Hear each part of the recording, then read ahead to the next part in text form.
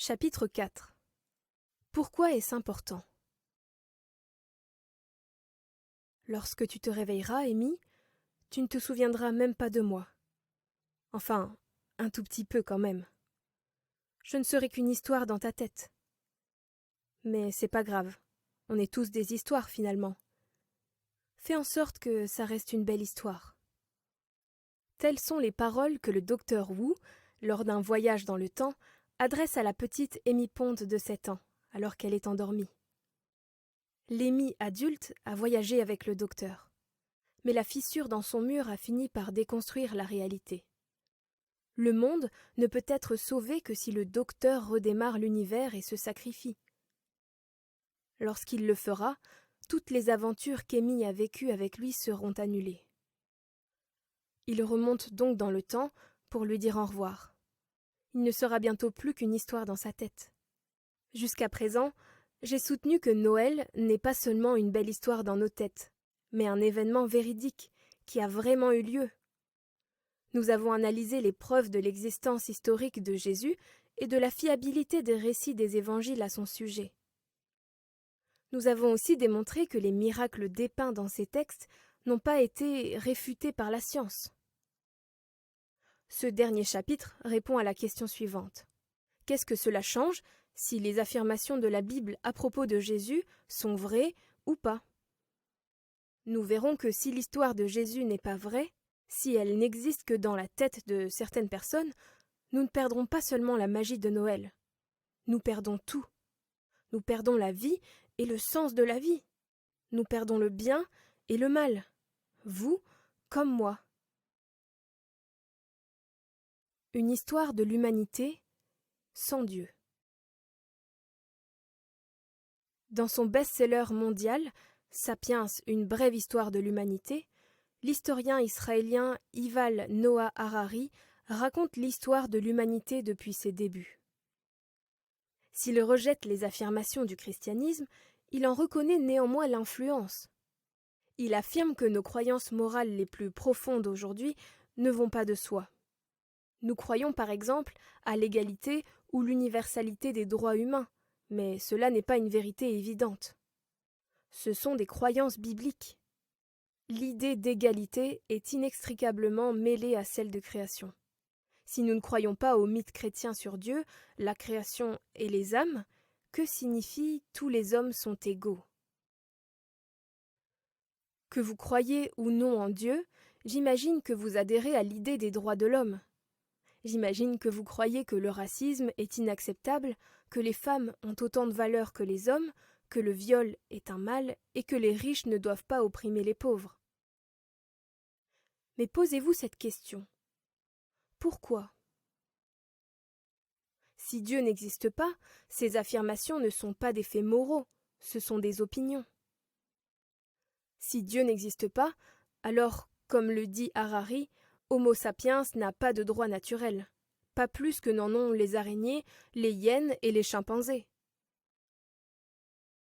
L'historien britannique Tom Holland fait le même constat, en 2019, dans son livre « Domination, comment la révolution chrétienne a refait le monde ». Holland a cessé de croire en Dieu lorsqu'il était enfant. Il était bien plus attiré par les dieux grecs et romains que par le héros crucifié du christianisme. Mais après des années de recherche, Holland s'est retrouvé attiré par Jésus. Pourquoi? Parce qu'il a compris qu'un grand nombre de valeurs auxquelles il tient dépend justement de ce Christ crucifié. Il croit à l'égalité et aux droits de tous les humains ainsi qu'à l'égalité homme-femme. Il défend l'amour des étrangers et pense que les pauvres, les faibles et les marginaux méritent notre attention.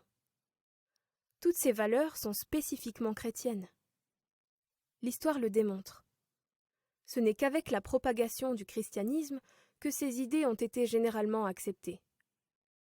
Les Grecs et les Romains de l'Antiquité se seraient moqués d'elles. Bloc Jenga ou goupille de grenade. Les historiens sont formels. Nos fondements moraux proviennent bien du christianisme. Pour autant, nous pourrions être tentés de conserver ces valeurs tant estimées tout en écartant doucement les affirmations concernant Jésus lui-même, n'est-ce pas?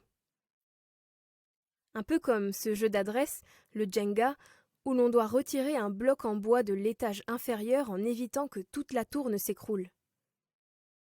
Notre société est tentée de penser que nous pourrions continuer d'édifier notre tour morale même après avoir complètement retiré le bloc Dieu. Mais ceux qui retirent Jésus de notre structure morale ne sont pas en train de faire doucement glisser un bloc de Jenga.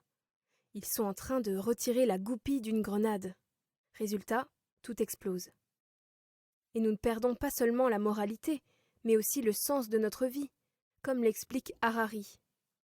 D'un point de vue scientifique, pour autant qu'on puisse le dire, la vie humaine n'a absolument aucun sens. Les hommes sont le résultat de processus évolutifs aveugles qui n'ont ni fin ni but. Nos actions ne relèvent pas d'un plan divin cosmique. Dès lors, tout sens donné à la vie n'est qu'une illusion. La vie a-t-elle un sens à vos yeux? Peut-être que oui. Peut-être que votre réflexe est de vous accrocher aux choses qui vous donnent l'impression d'avoir du sens. Mon intuition est qu'au fond, tout le monde espère que Harari a tort. Si Dieu n'existe pas, alors la réalité de nos vies a de quoi nous inquiéter. Nous vivons, nous mourons, et comme des milliards d'Homo sapiens qui nous ont précédés, nous sommes oubliés. Dans le film Netflix The Dig, l'archéologue Basil Brown fouille un extraordinaire site anglo-saxon sur les terres d'Edith Pretty. Au cours des fouilles, Edith découvre qu'elle va bientôt mourir. L'enquête sur les vestiges archéologiques la laisse en larmes, car elle ressent le poids de sa propre mortalité. Elle et Basil échangent ces mots. Edith. Nous mourrons et nous nous décomposons. Rien ne survit. Basil. Je crois que je ne suis pas d'accord. Depuis la première empreinte de main trouvée dans une caverne, nous faisons tous partie d'une formidable continuité. Donc non, nous ne mourrons pas complètement. C'est le genre de choses qu'on se dit pour atténuer la douleur. Mais en fin de compte, Edith a raison. Si Dieu n'existe pas, nous mourrons et nous nous décomposons. Nous ne vivons pas. Le sens que nous donnons à notre vie n'est qu'une illusion, comme si nous écrivons sur la surface de l'eau. Sans compter que les philosophes athées affirment de plus en plus souvent que le sentiment d'identité individuelle, le sentiment que vous êtes vous et que je suis moi, est également une illusion. Selon eux, ce sentiment ne résulte que de processus chimiques à l'intérieur de notre cerveau. La science doit-elle nécessairement nous amener à de telles conclusions? Non. Comme nous l'avons vu, de nombreux scientifiques de premier plan possèdent également une foi chrétienne solide. Analyser la vie humaine sous l'angle purement scientifique et en conclure qu'elle n'a aucun sens, c'est comme analyser scientifiquement ce livre et en conclure qu'il n'est qu'encre et papier. Si nous supprimons Dieu de l'équation, Harari a raison. La moralité et le sens, l'identité et les droits de l'homme sont des fictions nées de notre imagination fertile. Alors, quelle est l'alternative? La lumière brille dans l'obscurité. L'Évangile selon Jean ne mentionne pas la naissance de Jésus. Il commence bien plus tôt, avant la naissance de l'univers lui-même. L'étonnante introduction de Jean présente un personnage qui s'appelle la Parole. Au commencement était celui qui est la parole de Dieu. Il était avec Dieu, il était lui-même Dieu. Au commencement, il était avec Dieu. Dieu a tout créé par lui. Rien de ce qui a été créé n'a été créé sans lui. En lui résidait la vie, et cette vie était la lumière des hommes. La lumière brille dans les ténèbres, et les ténèbres ne l'ont pas étouffée. Jean 1, versets 1 à 5. Cette parole était Dieu, et elle était avec Dieu depuis le tout début. À mesure que Jean développe son récit, nous découvrons que cette parole, c'est Jésus. Telle une tornade, Dieu est venu toucher la terre en se faisant chair. Mais il n'est pas descendu pour apporter mort et destruction. Il est venu apporter la vie, Selon la Bible, il n'existe qu'un seul Dieu, mais en 3 personnes, Père, Fils et Esprit. Ils ont toujours coexisté dans un amour parfait. Mais à un moment précis de l'histoire, Dieu le Fils s'est fait homme, Jésus-Christ, voir Jean 1, verset 17, le Fils unique envoyé par son Père, verset 14. Selon Jean, Jésus est la parole éternelle de Dieu. Autrement dit, il est la grande histoire que Dieu raconte depuis toujours, bien avant que l'univers ne sorte de son œuf cosmique. C'est lui, le contre-argument à cette vision d'un monde vide de sens. Il est la lumière qui brille dans les ténèbres. Face au sombre hiver d'un monde sans Dieu, Jean raconte une histoire dans laquelle nos vies font partie d'un plan cosmique. Celle-ci était la véritable lumière, celle qui, en venant dans le monde, éclaire tout être humain. Celui qui est la parole était déjà dans le monde, puisque Dieu a créé le monde par lui, et pourtant le monde ne l'a pas reconnu. Il est venu chez lui, et les siens ne l'ont pas accueilli. Certains pourtant l'ont accueilli. Ils ont cru en lui. À tout cela, il a accordé le privilège de devenir enfant de Dieu. Ce n'est pas par une naissance naturelle, ni sous l'impulsion d'un désir, ou encore par la volonté d'un homme, qu'ils le sont devenus, mais c'est de Dieu qu'ils sont nés. Celui qui est la parole est devenu homme, et il a vécu parmi nous. Jean 1, versets 9 à 14. Jean présente Jésus à la fois comme l'auteur et comme le personnage central du récit. Jésus, c'est l'auteur de la pièce qui monte lui-même sur scène. Le Dieu qui a créé l'univers visite en personne notre planète reculée pour faire de nous ses enfants. Mais au lieu d'être acclamé, il est rejeté. Au lieu d'être adoré, il est exécuté. Et cela n'avait rien d'un tragique accident. C'était écrit dès le départ dans le scénario. Mais pourquoi ? La réponse est la meilleure et la pire des nouvelles de tous les temps. Voyez-vous, s'il existe un Dieu qui nous a créés et qui nous aime, c'est une merveilleuse nouvelle. Cela signifie que nos vies ont un sens, que le bien et le mal existent, et que la justice et l'amour finiront par l'emporter.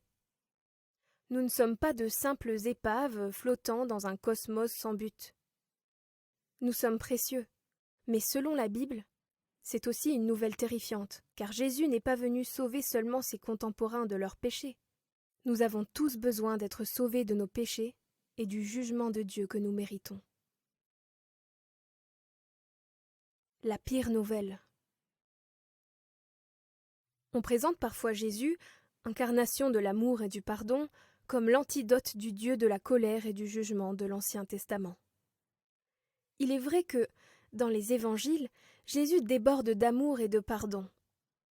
Cependant, il met aussi ses auditeurs en garde contre le jugement de Dieu, et cela à maintes reprises.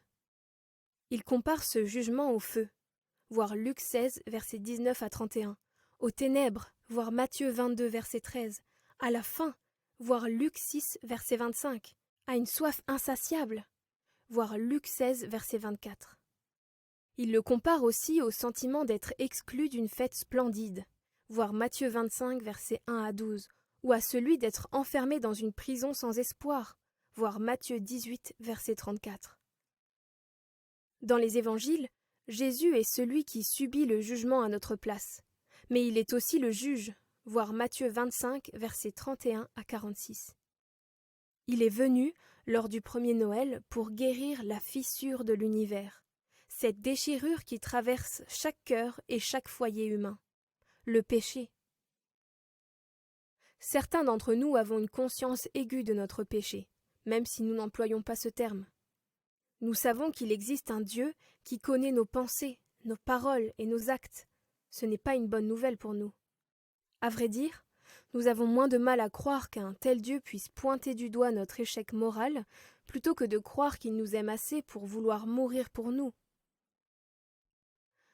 Si c'est ce que vous ressentez, j'en suis heureuse. Je n'ai pas écrit un livre de développement personnel pour vous persuader que vous pouvez vous en sortir par vous-même. Vous ne le pouvez pas. Moi non plus. Mais savez-vous à qui Jésus faisait bon accueil? À ceux qui se savaient indignes de Dieu. Savez-vous avec qui Jésus aimait passer le plus clair de son temps? Avec ceux qui se considéraient trop mauvais pour qu'on s'occupe d'eux, ceux qui se pensaient trop abîmés, irrécupérables. Lorsque les chefs religieux ont reproché à Jésus de passer du temps avec les pécheurs, il a répondu ceci: ce ne sont pas ceux qui sont en bonne santé qui ont besoin de médecins, mais les malades. Je ne suis pas venu appeler des justes, mais des pécheurs à la repentance. Luc 5, versets 31 et 32. Les religieux avaient un problème. Ils ne comprenaient pas qu'ils étaient eux aussi des pécheurs. Il en est de même aujourd'hui. Certains d'entre nous reconnaissent facilement que nous sommes des pécheurs, mais d'autres en doutent. Vous avez peut-être le sentiment d'être naturellement bon. Certes, pas parfait, mais pas non plus un pécheur qui mérite le jugement de Dieu. Si c'est là votre première réaction, permettez-moi de vous demander ceci. Comment vous sentiriez-vous si d'autres personnes connaissaient vos pensées? Aucun filtre. Dans un épisode de Dr House, le diagnosticien chevronné fait face à un patient nommé Nick. En raison d'une maladie rare, il est totalement désinhibé et dit tout ce qu'il pense. Son seul espoir de guérison est une opération complexe à proximité de son tronc cérébral. House lui explique. La moindre erreur pourrait vous tuer.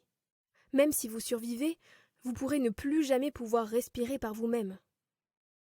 Malgré les risques, Nick veut être opéré. Pourquoi? Parce que le fait d'exprimer constamment ses pensées est en train de détruire sa vie. Si j'étais Nick, je ferais le même choix. Si je disais tout ce que je pense au cours d'une seule journée, je perdrais tous mes amis. Toutes mes pensées ne sont pas mauvaises, mais beaucoup le sont, même au sujet de ceux que j'aime le plus, et elles anéantiraient ma vie sociale si je les exprimais. Si vous et moi étions dans la position désagréable de Nick, tout serait exposé au grand jour. Notre égoïsme, notre jalousie, notre méchanceté et nos pensées immorales. La mauvaise nouvelle est que Dieu connaît nos pensées. Il entend nos paroles et il voit nos actes. Il voit les mauvais traitements que nous infligeons aux autres. Il voit à quel point nous le rejetons, à quel point nous nous sommes endurcis à son égard. Cependant, notre péché est-il si grave? J'ai du mal à croire que je puisse, un jour, faire une chose vraiment horrible, comme commettre un meurtre. Le problème, c'est que je n'ai jamais été mise à l'épreuve. Une chose m'a vraiment frappée dans la série policière Broadchurch. Lorsque les meurtriers sont révélés, on découvre qu'ils n'avaient jamais l'intention de tuer. Les choses avaient dégénéré et ils en étaient venus au meurtre pour couvrir d'autres fautes. Cela donne à réfléchir. Cela rappelle un des enseignements de Jésus les plus difficiles à entendre. Pour lui, il n'y a pas de frontière nette entre vous ou moi et un meurtrier. Voir Matthieu 5, versets 21 et 22. Face à Jésus, nous sommes tous totalement coupables. Nous pensions que notre moralité se portait bien, et voilà que Jésus annonce que nous sommes spirituellement malades à en mourir. C'est la douche froide. C'est comme apprendre qu'on a un cancer alors qu'on se sent en pleine forme. C'est une terrible nouvelle, mais ce n'est pas la fin de l'histoire. Le docteur meurt. Dans la série Doctor Who, à un moment critique de l'épisode, la Pandorica s'ouvre, le docteur trouve un moyen de sauver le monde. Il peut redémarrer l'univers. Il lui suffit de se gommer lui-même. Il fait ce choix à maintes reprises et de différentes manières dans la série. Il se sacrifie pour sauver l'univers, ou pour sauver ne serait-ce qu'une seule vie. Le docteur est l'homme qui peut mettre une armée en déroute à la seule mention de son nom. Il refuse néanmoins d'utiliser la force. Il prend toujours soin des laissés pour compte et en 900 ans de voyage à travers le temps et l'espace, il n'a jamais rencontré quelqu'un qui n'était pas important. J'aime regarder ce docteur de fiction. Il est brillant, la vie émane de lui, il sauve le monde. J'aime le regarder parce qu'il me rappelle un vrai docteur. Jésus a toujours fait bon accueil à ceux que la société rejette. Il a protégé les faibles, guéri les malades et nourri les pauvres. Il a ouvert les bras aux prostituées, touché les lépreux et pris les enfants dans ses bras. Bien qu'il soit le roi promis par Dieu, il n'est pas venu pour se faire servir, mais pour servir et donner sa vie en rançon. Voir Matthieu 20, verset 28. Le Fils de Dieu est né pour mourir, pour sauver son peuple de ses péchés. Voir Matthieu 1, verset 21. Environ 33 ans après sa naissance à Bethléem, Jésus est mort sur une croix, à l'extérieur de Jérusalem. À première vue, ce sont les chefs religieux et les autorités romaines qui avaient prévu de le faire crucifier. Mais Jésus l'avait aussi planifié. Sur la croix, il s'est sacrifié pour nous sauver du jugement que nous méritions. Jésus est la seule personne au monde dont les pensées, les paroles et les actes n'ont été que bonté. Malgré cela, il a volontairement pris la punition que je méritais, que vous méritiez, à cause de tous nos pensées, nos paroles et nos actes mauvais. Mais la mort de Jésus n'était pas la fin de l'histoire. 3 jours plus tard, son tombeau était vide, et il est apparu à ses disciples vivants. Jésus est ressuscité une fois pour toutes. Il a affronté la mort pour la vaincre. Il a payé pour nos péchés, afin que nous n'ayons pas à le faire. Il est le grand docteur, venu pour ceux qui se savent malades. Il a donné sa vie pour nous guérir. Il connaît nos pensées secrètes et notre honte la plus profonde, et pourtant il nous aime, au point de mourir et de ressusciter pour nous. Il est Emmanuel, ou Dieu avec nous. Voir Matthieu 1, verset 23. Tout ce que nous avons à faire, c'est de lui faire confiance. Faites-en une belle histoire. L'histoire de Jésus est la plus magnifique des histoires. C'est aussi une nouvelle extraordinaire, et surtout, elle est vraie. Nous ne sommes pas le jouet d'une illusion lorsque nous adhérons à l'histoire de Jésus. C'est au contraire la chose la plus authentique qui puisse nous arriver. Nous ne faisons pas que vivre, mourir et tomber dans l'oubli. Avec Jésus, nous vivrons, nous mourrons et nous revivrons dans son nouveau monde. Quels que soient les tours et détours de votre histoire, quel que soit votre sentiment d'impuissance aujourd'hui, quelle que soit la tristesse du Noël que vous vivez peut-être cette année, faites confiance à Jésus. Laissez-le écrire votre histoire. La fin sera plus merveilleuse que tout ce que vous oseriez imaginer. Il nous faut pour cela cesser de prétendre que nous sommes le héros de notre histoire et admettre que nous ne méritons pas une fin heureuse. En fait, nous sommes le méchant insoupçonné. Puis, par un coup de théâtre incroyable, voilà que le héros de l'histoire nous aime. Avez-vous le sentiment aujourd'hui que quelqu'un sait tout de vous et vous aime profondément? Jésus est la seule personne qui connaisse tout de vous, vos pensées, vos craintes, vos péchés, votre honte. Et pourtant, il vous aime tellement qu'il a donné sa vie pour vous. Mon chant de Noël préféré est celui de Cristina Rossetti, une poétesse du XIXe siècle. Son dernier couplet dit ceci. « Que puis-je lui donner, pauvre que je suis? Si j'étais un berger, j'apporterais un agneau. Si j'étais un mage, je ferais ma part. Mais ce que je peux lui donner, c'est mon cœur. » Jésus donne la vie, gratuitement. Mais pour la recevoir, vous devez donner votre cœur. Lorsque nous recevons ce cadeau, il ne change pas seulement notre vie après la mort, il change aussi notre vie maintenant. Il ne résoudra pas tous vos problèmes. Comme la vie avec le docteur, la vie avec Jésus implique beaucoup de risques et de souffrances, de la peur et une course difficile. Mais nous courons avec joie, sachant que notre fin heureuse a déjà été planifiée par le grand scénariste de l'univers lui-même. Ce Noël, laissez à Jésus le soin d'écrire la suite de votre histoire. Rappelez-vous, si finalement nous sommes tous des histoires, faites en sorte que la vôtre soit belle.